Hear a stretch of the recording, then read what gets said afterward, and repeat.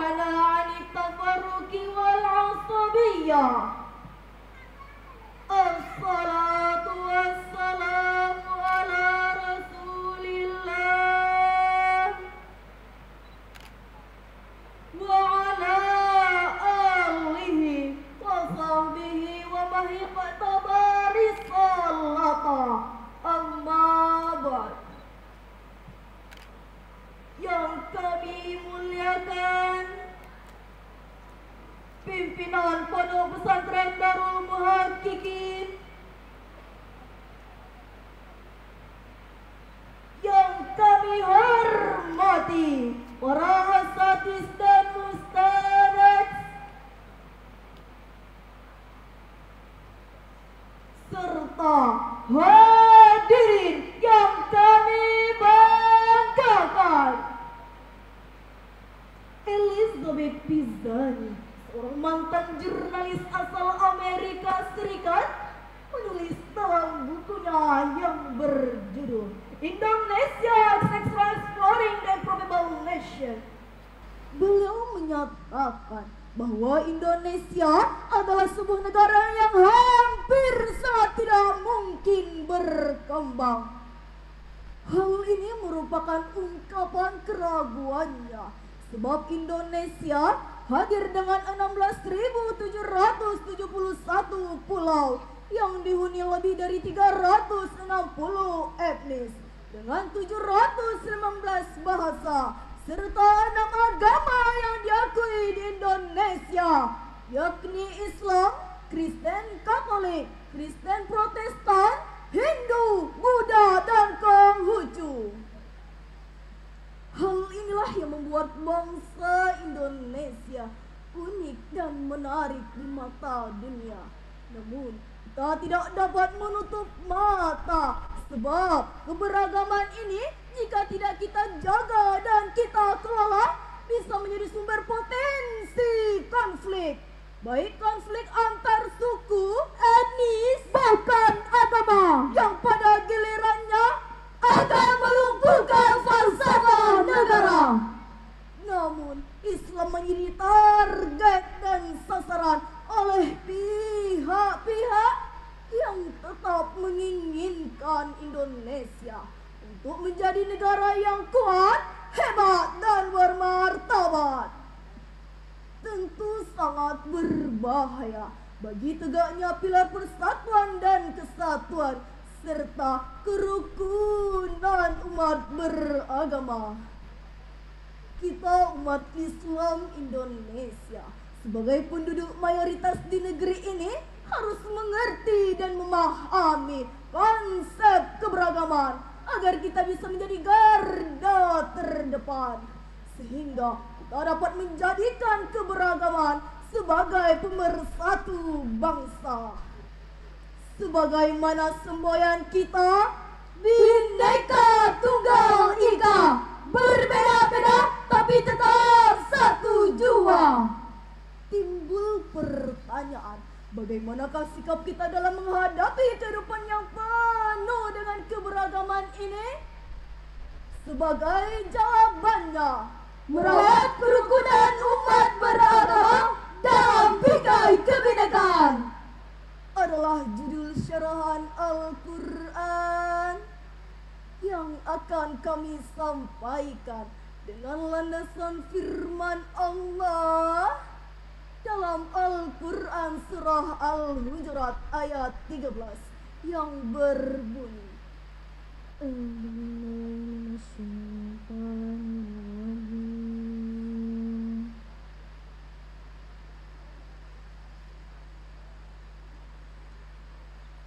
Bismillahirrahmanirrahim.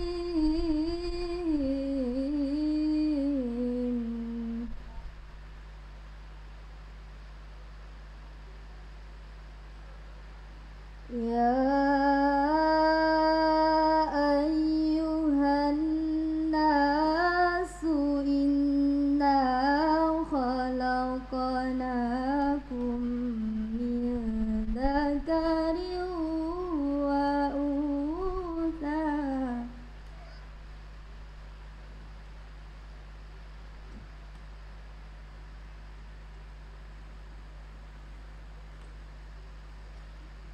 Inna khalaqnakum min dzakarin wa untha wa ja'alnakum syu'uban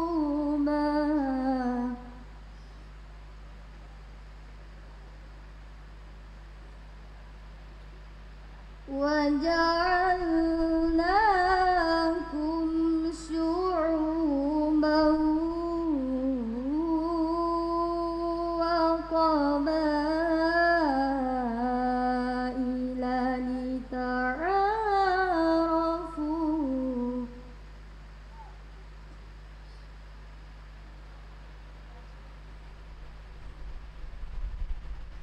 Inna akramakum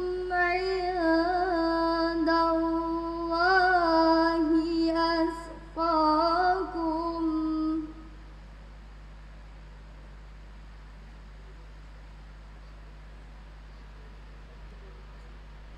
Inna Allaha alimun khabir.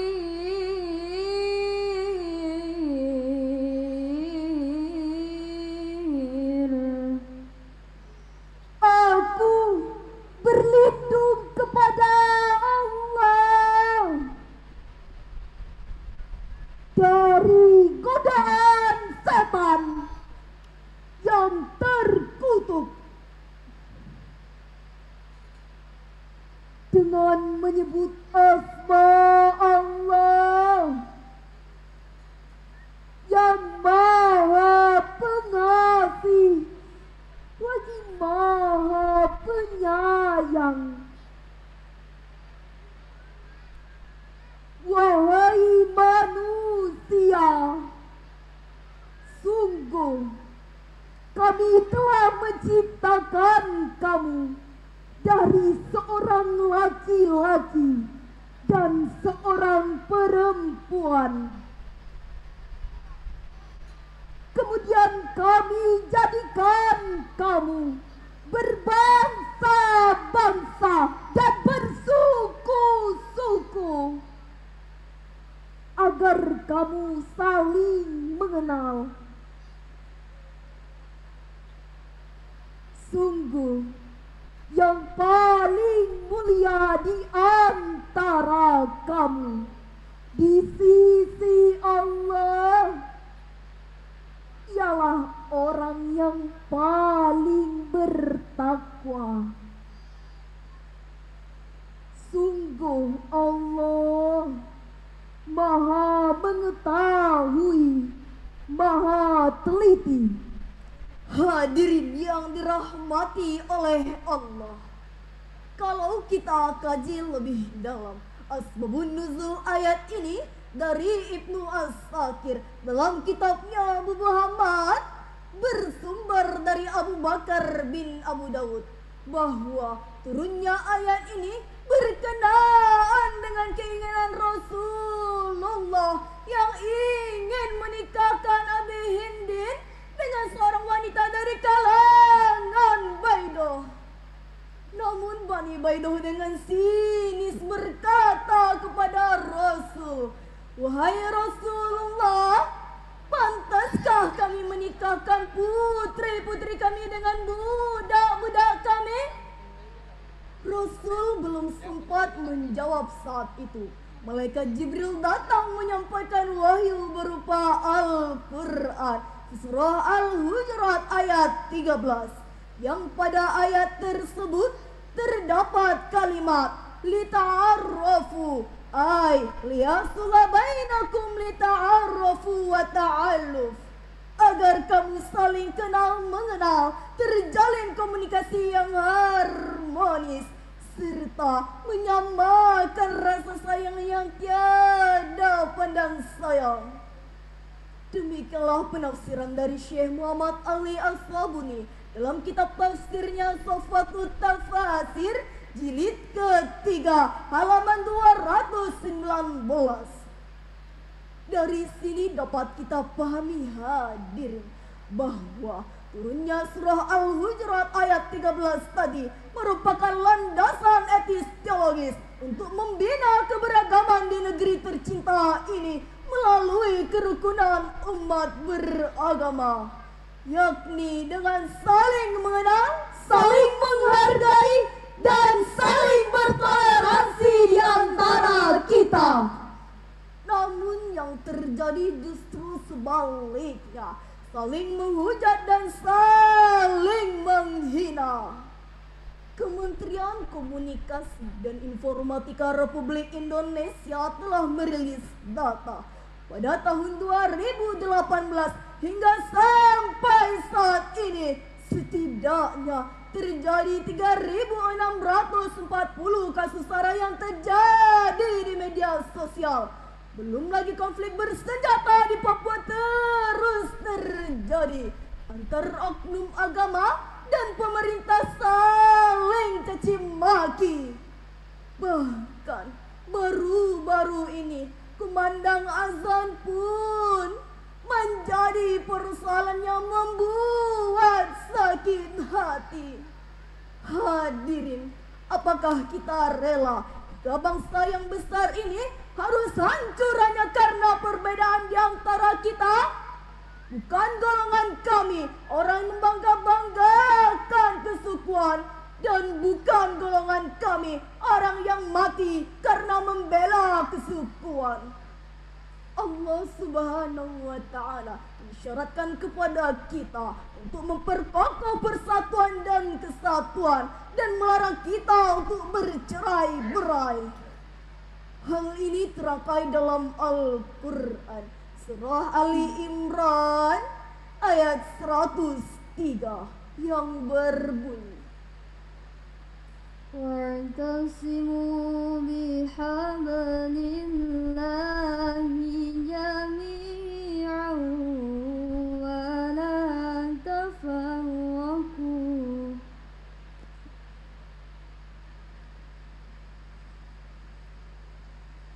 واذكروا نعمة الله عليكم إذ كنتم أعداء فألف بين قلوبكم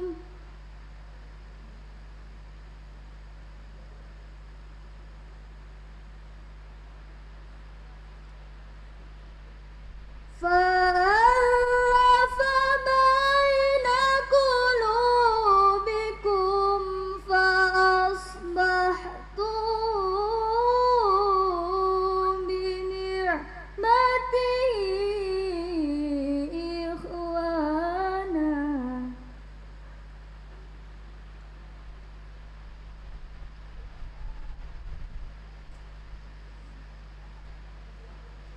وكنتم على شفا حفرة من النار فأنقذكم منها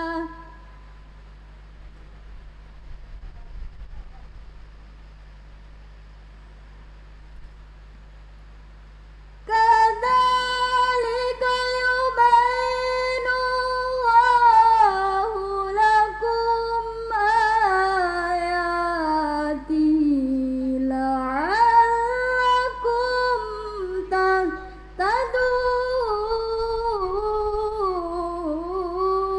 تهتدون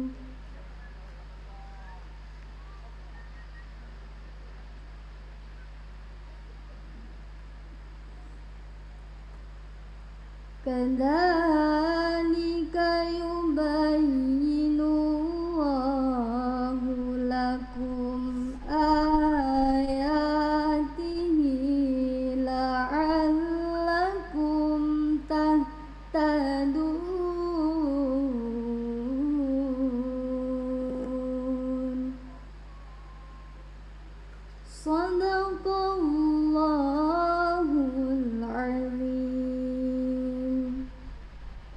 Dan berpegang teguhlah kamu semuanya pada tali agama Allah. Dan janganlah kamu bercerai-berai. Dan ingatlah nikmat Allah kepadamu ketika kamu dahulu masa jahiliyah bermusuhan. Lalu Allah mempersatukan hatimu sehingga dengan karunia-Nya kamu menjadi bersaudara. Sedangkan ketika itu kamu berada di tepi jurang neraka. Lalu Allah menyelamatkan kamu dari sana. Demikianlah Allah menerangkan ayat-ayatnya kepadamu agar kamu mendapat petunjuk. Maha benar Allah yang maha agung dengan segala firman-Nya. Hadirin yang dirahmati oleh Allah, Imam Ismail Haqqi Al-Barshawi dalam kitab tafsirnya Ruhul Bayan jilid kelima halaman 321 mengungkapkan bahwa penyebab terjadinya tafarruq atau berpecah belah ialah iskuntum a'da'a, apabila kamu berselisih. Sedangkan dalam kitab tafsir Jalalain yang dikarang oleh Imam Jalaluddin Al-Mahali dan Imam Jalaluddin As-Suyuti, dalam tafsirnya mengungkapkan fa innal firqata alaqatun wal jama'ata najahatun, sesungguhnya perpecahan merupakan kebinasaan dan persatuan merupakan keselamatan. Dengan demikian, untuk merawat kerukunan umat beragama, maka yang harus kita lakukan adalah harus bersatu, bukan berseteru, berintegrasi, bukan disintegrasi, dan siap berkompetisi, bukan berkelahi. Mulai saat ini, mari saling bersinergi, jangan saling caci maki, lebih baik berkolaborasi. Duduk sama rendah, berdiri sama tinggi, sang saka merah putih gagah berkibar, lambang indah melambai-lambai, semangat juang NKRI terus berkobar agar Indonesia makmur tergapai. Hadirin, dari syarahan di atas dapat kita ambil kesimpulan bahwa keberagaman merupakan rekayasa Sang Pencipta yang harus kita jaga dan kita syukuri. Dalam rangka memandang pentingnya merawat kerukunan umat beragama, maka mari kita mantapkan ukhuwah wataniyah, ukhuwah Islamiyah, dan ukhuwah insaniyah. Jika sikap ini yang kita tumbuh kembangkan, insya Allah Indonesia akan jaya dengan keberagamannya. Amin ya rabbal alamin. Demikianlah yang dapat kami sampaikan. Mohon maaf atas segala kekurangan. Assalamualaikum